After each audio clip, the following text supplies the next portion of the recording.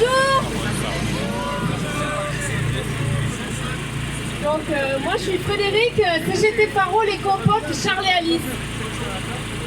Bonjour à tous. Dans tous nos secteurs de l'industrie comme chez nous, dans l'agroalimentaire, le travail en fin de carrière sur certains postes est dur et douloureux pour le corps et le mental.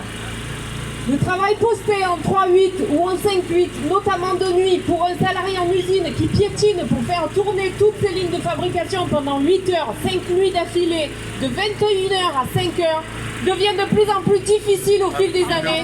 Et pour une personne de 60 ans et plus, c'est un corps qui souffre, c'est un squelette vraiment abîmé, des épaules qui coincent, des hanches douloureuses, des genoux usés, des pieds abîmés ou déformés dans ses chaussures de sécurité. Les salariés de nos secteurs, trop souvent confrontés aux problèmes de port de charge, de contact avec des substances toxiques, refusent de crever au travail ou d'arriver à la retraite malade ou invalide. Les études de l'INRS sur le travail posté, et notamment le travail de nuit, montrent que la durée de vie est raccourcie de 6 ans et que certains cancers augmentent réellement pour ces travailleurs et ces travailleuses de nuit. Et ce qu'on veut, c'est de la vraie considération pour toutes ces pénibilités, ces constats sur l'impact du travail sur notre santé et ces longues carrières. La retraite, ça nous concerne tous. Nous, à la CGT, on veut que tout le monde puisse y prétendre dès 60 ans à taux plein et que la pénibilité et les longues carrières soient vraiment prises en considération et surtout cumulables, car la réforme qui nous est présentée ne le permet pas.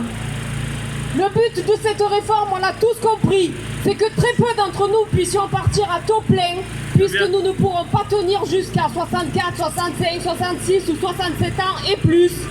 Et donc notre retraite sera incomplète. Et au final, c'est une réforme qui va tout simplement baisser nos pensions de retraite.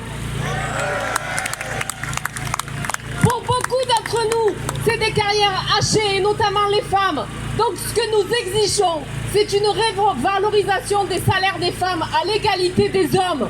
C'est de donner les moyens pour considérer vraiment la santé au travail. Mais j'ai envie de dire ce que nous vivons actuellement dans cette lutte contre cette réforme des retraites vaut pour tout ce que nous vivons depuis ces dernières années. Nos hôpitaux, nos urgences, notre couverture santé, l'éducation nationale, nos jeunes, nos conditions de travail.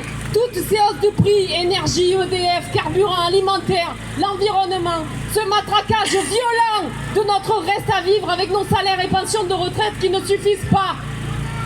Il y a une cohérence et une stratégie politique de ce gouvernement et de nos dirigeants d'entreprise pour casser notre système social. Donc c'est à chacun de nous impliquer dans nos boîtes pour défendre et protéger nos conquis sociaux, nos retraites, nos conditions de travail, notre santé, nos jeunes, nos droits et tout le reste. Nos patrons engrangent des milliards de bénéfices chaque année. Il faut en redistribuer aux salariés pour mieux financer notre protection sociale et nos retraites. Il faut également augmenter les cotisations patronales pour améliorer les budgets des caisses de retraite. Nous, salariés de l'industrie, refusons de crever au travail. Nous voulons des retraites dignes. Nous voulons des pensions de retraite à la hauteur pour pouvoir profiter d'un repos bien mérité après des années de labeur à créer des richesses pour notre pays. Ouais.